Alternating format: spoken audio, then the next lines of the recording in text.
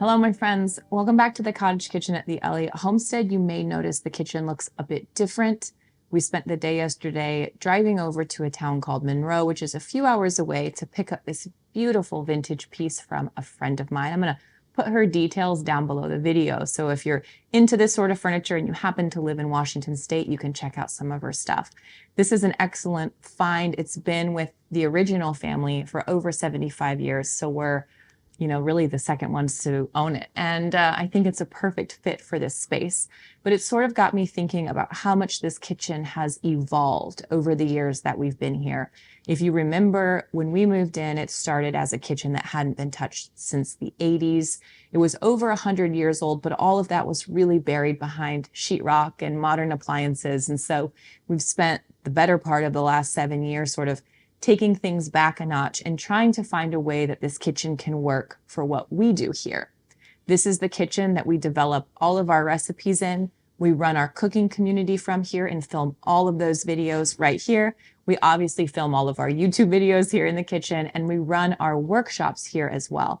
So the demands on the kitchen are so high, and that's really not even taking into account that we garden and we grow our food, and we're feeding 4 children, 4 growing, actively hungry all the time children. So the kitchen takes a beating. So even though it seems like it's kind of shifting a lot, seasons change, needs change, and ultimately the kitchen has to follow suit. So I thought it would be fun today to sit down and answer your kitchen questions that you've shared with us over on Instagram and on our YouTube community page. So I just asked you, what questions do you have for me about the kitchen? I know we're talking to a lot of home cooks here who are cooking from scratch or trying to learn how to cook from scratch. I know it can be overwhelming. What do you keep out? What do you keep on hand? What do you store away? How do you store it? Kitchens are involved. There's a lot that goes on. And so pour a glass of wine or get a cup of coffee and just hang out with me for a while, because something I say, it might spark a little bit of inspiration. It might encourage you a little bit that you're not alone. You might see something that you can implement that might be helpful to you in your kitchen. And we'll just spend some time talking shop today in our kitchens. All right, first question from over on Instagram is, how do you store enough tableware for guests but keep it manageable for everyday use? So we are big on hospitality in our house. We have families over. A lot of families we have over have a lot of kids. And so the kitchen has to be adaptable to feed a couple of people or to feed a lot of people. So the way that we keep enough sort of gear on hand is that I store a lot of it in my root cellar. I have stacks of plates down there. When we have families over that have a lot of children, unless it's a special occasion, we also do paper plates, because the kids will often venture off outside and they'll eat sort of here, there, and everywhere. And so paper plates is a really easy way to manage that. But in the instance that we're actually going to sit down with another family at our table, we keep extra plates here in the new cabinet behind me. And then I keep an extra stack of plates down in our root cellar. So they don't need to be taking up space in here for everyday use, but they're just a few feet away for when we need them. Every time I go to a thrift store or an antique store, I grab up bundles of silverware, because silverware is forever disappearing. And I keep a drawer of it. I used to keep it out in containers, but I find in this kitchen in the summertime, anything that you keep out gets really dusty. And so I've been trying to tuck things away so that they stay a little bit more protected from the elements this time of year. So the silverware lives in a drawer, and it's at kid level. So they can just literally go in and grab handfuls of it, help me set the table. The one thing that I do not have enough of ever for guests is glasses, because glasses are forever disappearing outside. When kids take them outside, don't bring them back. They get broken easy. And so cups are kind of one of those things that I'm forever having to replace and just pick them up as I run across them, because it seems like when we set the table for guests, there's never quite enough for that. I never want to feel restricted in having people over. I want to feel like people can just come. And so one of the ways in the back of my mind I put sort of ease into that is just keeping paper cups, paper plates, and plastic forks down in my root cellar, so that in last minute hospitality comes up and I haven't run the dishwasher, I don't feel like I have enough, I'll always have what I need to serve people, because it's so much more important to me to be able to serve them than to be able to do it, quote, perfectly with your fine china and all your cloth napkins and all that jazz. Sometimes it's just about feeding the people. Lots of questions came through on Instagram and on YouTube about our current coffee situation, the espresso machine situation. And I appreciate that you guys care so much about our coffee consumption because you know how important it is to us. We've had 2 commercial espresso machines in the kitchen now. The first the big one, the Fama that a lot of you know, has been retired.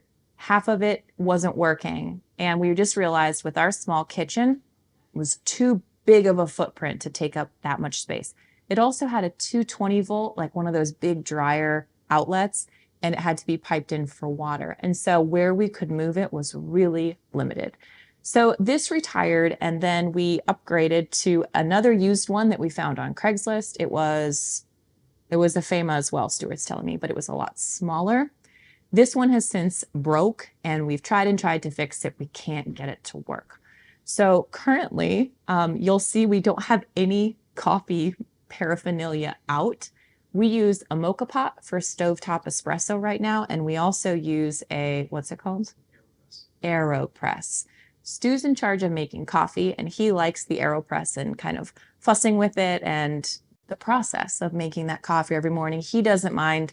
I mind, so when he's out of town, I'll do a French press or something of the sort. But the AeroPress is what we're using for espresso shots right now. We've just decided that we're going to save our pennies for the exact espresso machine that we want. I have one picked out from La Marzocco. They have this new little teeny tiny one. It's perfect and it's beautiful, but it's expensive. And so we're going to keep saving and get the one that we actually want, a new one that will function well in our kitchen. So just got to be patient for that. Another question on Instagram, where do you store your cast iron? You'll notice that I keep my copperware hanging out. I don't keep my cast iron out. Originally, when we set up this kitchen, I had my cast iron hanging on the walls, and it was really wonderful to have it out. The problem with cast iron is that it leaves marks. So if you hang it on a wall, you'll end up with these black marks on your wall. I have wallpaper. I really can't afford to do that. So now my cast iron skillets stack underneath in the bottom drawer under my stove. And that's where they live. So they're right there when I need them. I also have a set of cast iron skillets that I keep down in my root cellar. These are scruffy old ones that we keep for outside use. So if we're going to cook over a fire, Instapot's done. So if we cook over a fire, for example, I don't have to worry about that sort of the blackness from the fire getting over all of my other stuff. So the cast iron lives there. Another question that came in is what we did with our old stove. If you remember from a few videos back, we got a new and bigger Lacanche, and I'm so glad that we did. This one has 2 extra burners, and the ovens are standard size. So now we have 2 of them. Because of the amount of cooking that we do here for the workshops, the cooking community, the blog, all the various pieces of our work, we're just using it all the time. And I'm so glad that we upgraded because it's just that much smoother for us when we have space to do it.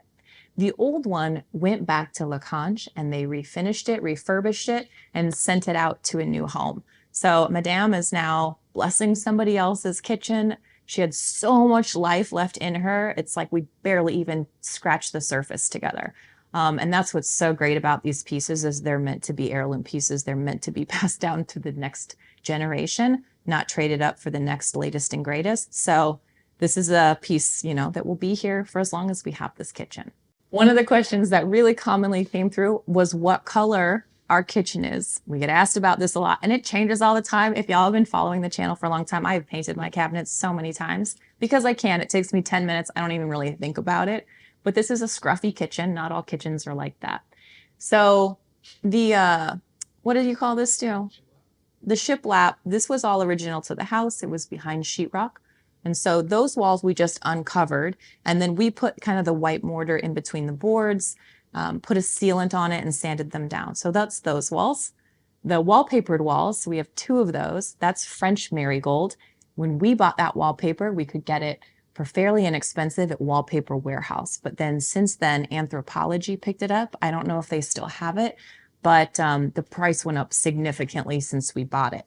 But it's really beautiful. It's been up for quite a few years now, and I'm just still so happy with it. I think it fits the kitchen really well. The cabinets currently are painted in Benjamin Moore Mozart blue. Now, when we first painted these cabinets, so these are the only cabinets that remain from the original kitchen. All the upper cabinets we took down. and we put up open shelving, which was all the rage at the time. And we painted the cabinets in chalk paint, which was all the rage at the time. And neither of those were good solutions for us. Chalk paint isn't great for cabinets because these are used cabinets. This is not a show kitchen. I cannot stress that enough. Little hands, grease marks, dough, like it just gets on them. And so this is actually a semi-gloss. It's one of the only places in my house I have a semi-gloss, but it's wipeable and it really makes a big difference. So this is number 1665, I believe, Mozart Blue from Benjamin Moore in a semi-gloss, at least currently. We also got asked about our dishwasher and where our dishwasher went. Again, we use a lot of dishes. And we lived without a dishwasher for many, many years. Then we got one and it was so terrible that it broke really within a few months. It was never good at what it was supposed to do. So I finally kind of hit my wall and I threw a temper tantrum. I just thought I have to get a dishwasher. So I called my local appliance store and I said, I need your strongest, best dishwasher. And they recommended one to me that actually, so you might be familiar with Wolf, which is a stove that a lot of people know. It has the big red knobs. Our refrigerator, which is an under-the-counter refrigerator here, is a Sub-Zero, and Sub-Zero is a brand of Wolf. It's their refrigerator line. Cove is their dishwasher line. And so it just so happened, these are on like 8 or 10 month back orders right now. Just so happened that my appliance store had a used one that had been pulled out of a new construction house. And they said, we've got it in the shop, like you can have it on Tuesday or whatever. So we got it for a major discount and we got it straight away. So this is a panel ready dishwasher. And it might look nice. I think it looks nice, but it's just plywood. It's just plywood, and Stu put some pieces of trim to make it look like it was a paneled cupboard door. And then I bought this brass handle from Etsy, so it matches the unfinished patinaed brass on the locange and the kitchen sink faucet. So it looks like it all pieces together. But behind there is our dishwasher, and I love it. Stainless steel is not my thing. I wish I would have gotten panel ready refrigerators, but you don't know that at the time. Everything you're looking back on the project in retrospect, like how did we get here? And it's all built piece by piece. So the dishwasher is there. It works amazing. And I'm so glad to have it because I probably run it 2 or 3 times a day. Before we keep going with the questions, I would like to thank Bona Fortuna for sponsoring today's video. Last year when we traveled to Sicily, we ate the most incredible fresh food. And for all we do here on our farm to produce our food, there's so much in our pantry that we just can't produce. And so I came back and I searched on Google deep and wide and I found Bona Fortuna, and I'm so glad I did. I fill my pantry with olive oils, almonds, pistachios, balsamic vinegars, handmade heirloom grain pastas, capers, beautiful kitchen stuff that we could never get here where we live. So I'm going to put a link below the video where you can shop Bona Fortuna's amazing products. The best part is this is beyond a sustainable farm. They are about biodiversity, heirloom trees and grains, and keeping these vibrant things alive. Visit Bona Fortuna's site by clicking the link below, go shopping, and taste the beautiful difference of Bona Fortuna. Okay, this is probably the hardest question that I got from you guys over on Instagram, but I know it's the real one, which is how do you determine what goes in your kitchen and what gets kicked out to storage? Or I have my root cellar below the kitchen, which is sort of like a second kitchen in a way because it's a huge overflow of stuff. But a lot of people have pantries or garages or, places where they stash their extra kitchen stuff. This is forever the predicament because what I've realized in my kitchen, which is small and there's minimal storage, is that everything has to earn its keep, and what earns its keep today might not earn its keep tomorrow. Because the foods that we produce are seasonal, there are accessories that we need to have on hand. So right now, Cece is really in the prime of her milk production, which means that I'm making yogurt and buttermilk and butter and all these sorts of things almost every day. And so things that normally wouldn't need to live in my kitchen now need to live in my kitchen. Like my pasta pot, which usually I can put away, it's just living on the stovetop because there's always something culturing in it. I also have another big, huge canning pot that lives out here because that's my mozzarella and ricotta pot. So my point is it changes, and how you prioritize things changes. So every week I deep clean my kitchen, and every week I go through and I just think, does this need to be out here now with what we have going on? I don't really think there's a right answer to this other than if it's not useful, I don't want it. You'll notice we don't have a microwave. We just don't use one. We never have. We just reheat stuff on the stove. We don't have a toaster. We use our broiler or stovetop for that. We don't have a coffee pot because that stuff gets stashed away after we're done with it. And so I try to keep my counters as clean as I can. Things like my Vitamix or my food processor, my Instapot, those all live down in my root cellar. I'm not saying it's the right solution because I probably walk down those root cellar stairs 50 times a day. That's also where our fridge is. And so the big fridge. So I'm constantly going down, and some people, that would probably drive them crazy to have to go up and down a flight of stairs 50 times a day to get stuff. But most people probably aren't making as many things as we are per day. So maybe it would work fine for them.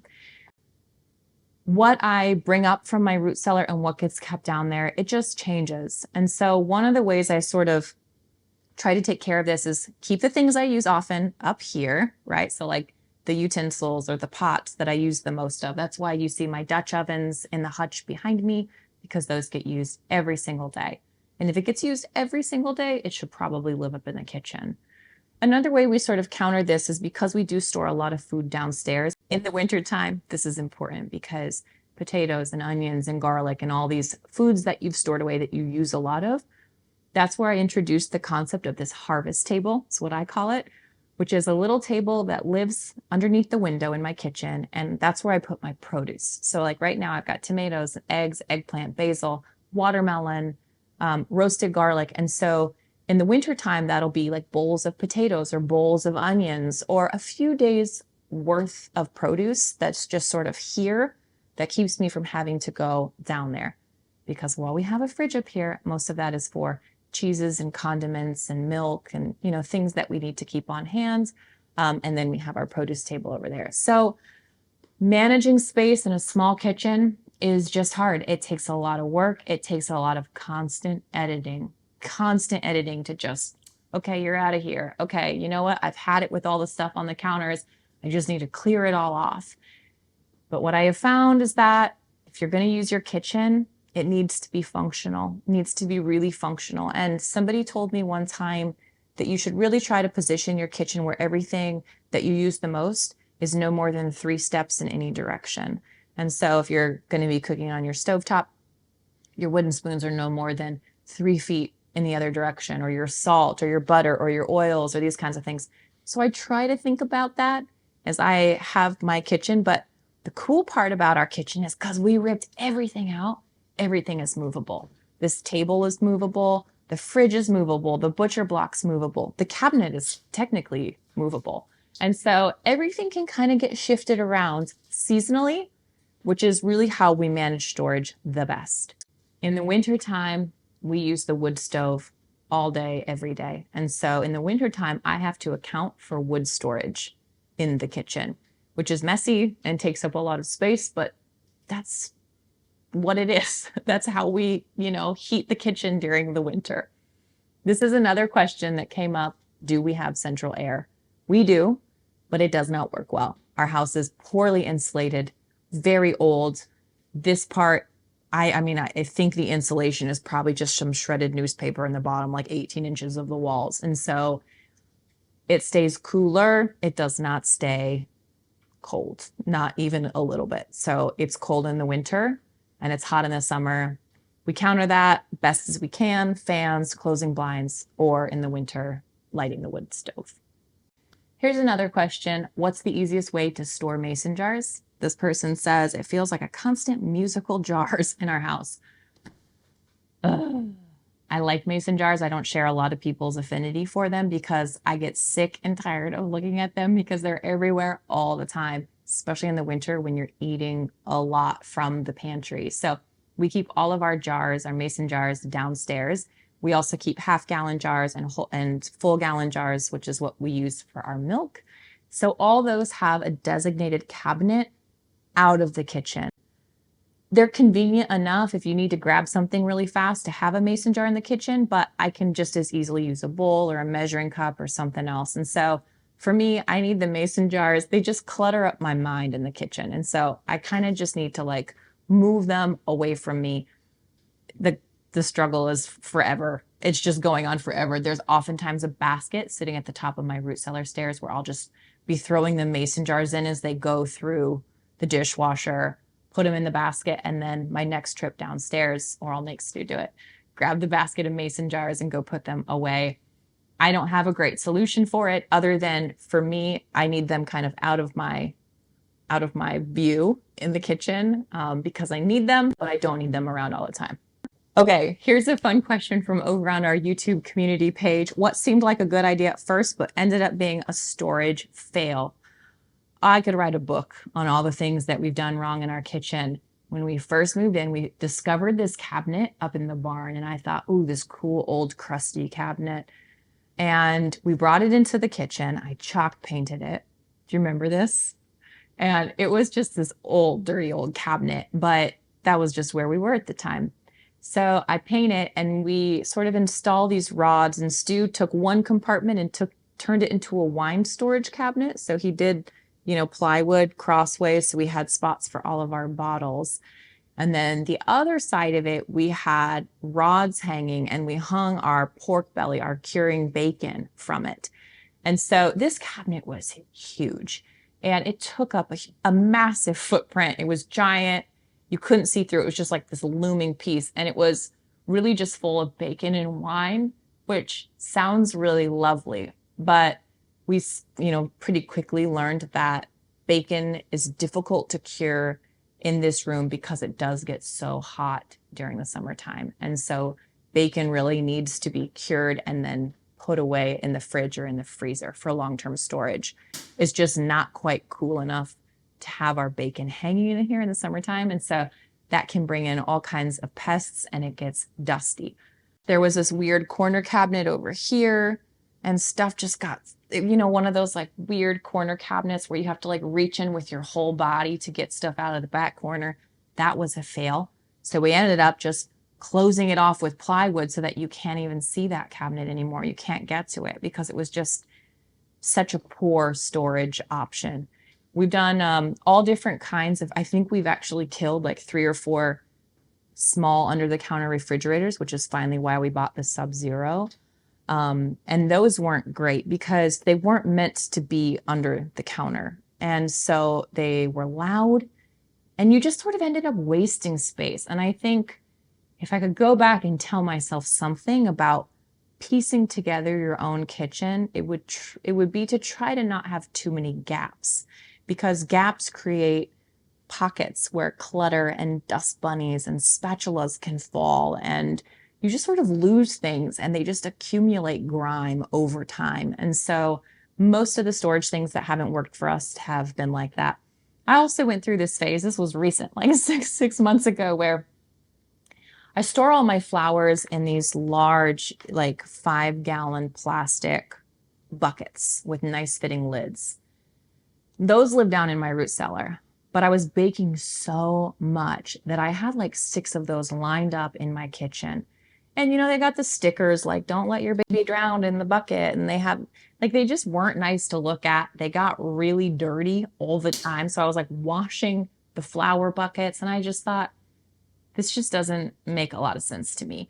And so I moved those down into the root cellar and moved the flour up here into glass gallon jars. That means I have to refill them a lot more, which is a little bit more work, but really I think it balances out, and you just don't want to look at them ultimately. I'm a very aesthetically driven person, like I think a lot of you are. And so what I've learned is that I'm never happy with something in my kitchen if I don't like looking at it, no matter how useful it is. I have to find a way to make it beautiful, to make it feel inspiring, so that ultimately I want to be in here and I want to be cooking. Okay, we'll end with this last question, also from YouTube. How do you keep storage practical and efficient yet beautiful? This is a weekly battle. So I already mentioned the harvest table. That was sort of a big piece for me. I put things in pretty bowls and I make them look nice, which makes me want to go over there and grab something from it. You can see behind me all those beautiful Bona Fortuna pantry staples, dried fruits and flowers and grains. Those are all in big glass jars. Some of them are just big glass jars I get from Azure or from my hardware store. Some of them are these really beautiful Le Parfait jars, which I just absolutely swoon over because things look so beautiful in there. So that's how I keep those looking nice. Again, it makes me feel inspired, and it also keeps them safe from pantry moths, which open bags are just not an option here because the pantry moths will get in and they're disgusting. You see this basket here on the bottom too, on the very bottom shelf behind me. That's what we call our snack basket. And so if you look inside there, there will be bags of dried figs or Brazil nuts or little remnants of biscotti or breads. And that's where those things live. So the kids know they can just come, grab out the snack basket, rustle around in there. And when I'm looking at it, I see a pretty old basket. I don't see chip bags. When you pull it out, that's what you see inside, but aesthetically, it looks much nicer to look at that instead. This tin behind me is this old tin that I used to keep seeds in. That's now my bread box. And so because we make all of our own bread, they don't come in nice bags. I wish they did. I miss the packaging sometimes of store-bought food, but they just live in there and it keeps the loaves moist and it keeps them really easy to slice. So if I make scones or I make English muffins or I make loaves of bread, I just pull that out and pop extras in there, anything left over. And then it lives there. And then I don't have all these little bits and bobs of breadish things like sort of floating around the kitchen, which can happen a lot. And so having a specific spot for snacks and having a specific spot for breads that's aesthetically pleasing sort of keeps that from overflowing into the rest of the kitchen. One last question from Janet over on YouTube is, what's that beautiful blue and white tile that used to be behind your stove? Since that was there, we installed a marble black backsplash. So I'm really glad that that's there now because no more sauce is jumping up on my walls. But that is called Delft tile. And this particular Delft tile is extremely old. And whoever had it before us mounted it on this board to keep it all together. And so I took that Delft tile because I think it's really beautiful too. And I hung it up on one of our shiplap walls so that you can see it. And it's old. They're all hand done and it's really beautiful. So I get to look at it and it has its pride of place there on the wall. Delft tile can be difficult to find, especially like really proper old Delft tile. We found this at an antique store totally as a fluke in the back room, like buried in this corner. And I just had to bring it home because it belonged here, because we have a blue and white and yellow kitchen. So it was the perfect fit. I hope this has inspired you to go clean your kitchen, make it a beautiful place. It doesn't have to be perfect and it doesn't have to be forever. We have tried to beautify all the kitchens that we've been in, even in our rental houses, just doing what we can to make it beautiful.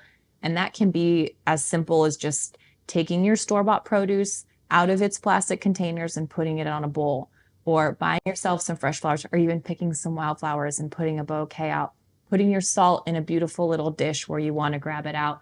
These little small things to me are what make a kitchen feel inspiring and cozy and homey. And ultimately, that's what we're going to be cooking from. And that's what's going to make us want to cook. And so I don't think it's wasted effort to make your kitchen a beautiful place, organized place, clean place that you want to be. Because there's a lot of beautiful things to come out of the home kitchen.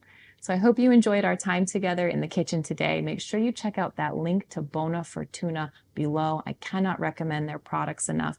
Give some of them a try, and we'll see you back here next week. Cheers.